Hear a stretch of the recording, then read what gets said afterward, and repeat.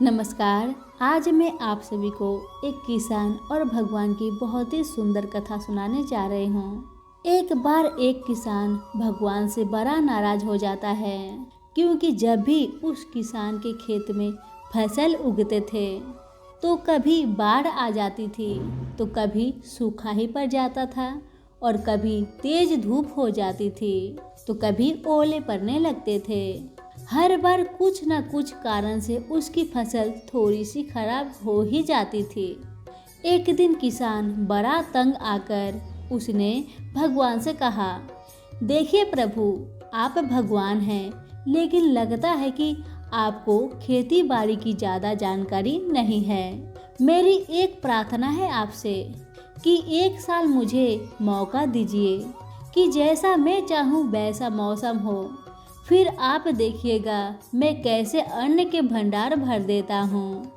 भगवान मुस्कुराते हैं उस किसान की बात सुनकर और कहते हैं, ठीक है, जैसा तुम कहोगे मैं वैसा ही मौसम तुम्हें दूंगा और बीच में मैं दखल नहीं दूंगा।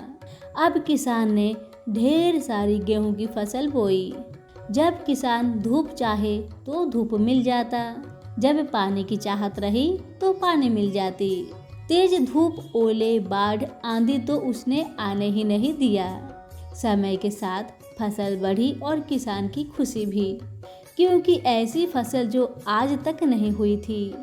किसान ने मन ही मन सोचा, अब पता चलेगा भगवान को कि फसल कैसे उगाते हैं। बेकार में ही हम किसान को इतने बरस तक परेशान करते रहे।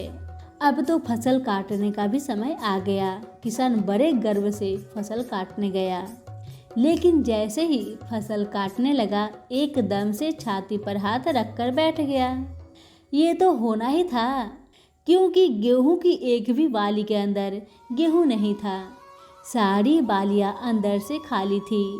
अब किसान बहुत दुखी हुआ और दुखी मन लेकर भगवान से कहा, हे भगवान, ये क्या है? तब भगवान बोले, ये तो होना ही था, क्योंकि तुमने पौधे को संघर्ष का जरा भी मौका नहीं दिया, ना ही तेज धूप में उन्हें तपने दिया और ना ही आंधी ओलों में जूझने दिया।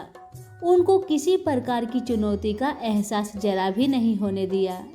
इसलिए सब पौधे खोखले रह गए हैं। जब आंधी आती है और तेज बारिश होती है, ओले गिरते हैं, तब पौधा अपने बल से खड़ा रहता है और वो अपना अस्तित्व बचाने का संघर्ष करता है। और इस संघर्ष से जो बल पैदा होता है और वो ही उसे शक्ति प्रदान करती है, उसकी जीव टटा को उभारता है।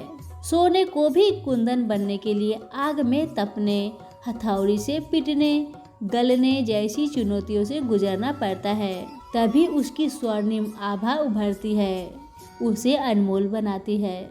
उसी तरह जिंदगी में भी अगर संघर्ष ना हो, चुनौती ना हो, तो आदमी खोखला ही रह जाता है। उसके अंदर कोई गुण नहीं आ पाता। ये चुनौतियां ही है जो आदमी रूपी तलवार को धार देती है, उसे सख्त और प्रखर बनाती है। अगर प्रतिभाशाली बनना है तो चुनौतियों को स्वीकार करना ही पड़ेगा, अन्यथा हम खोखले ही रह जाएंगे। अगर जिंदगी में प्रखर बनना है तो, प्रतिभाशाली बनना है तो संघर्ष और चुनौतियों का सामना तो करना ही पड़ेगा। भगवान की बात सुन के किसान को सब समझ में आ जाता है और किसान भगवान से माफ़ी मांगता है। तो हमारी कथा यहीं पे समाप्त होती है। कैसी लगी एक कमेंट करके बताना बिल्कुल भी ना भूलें। धन्यवाद।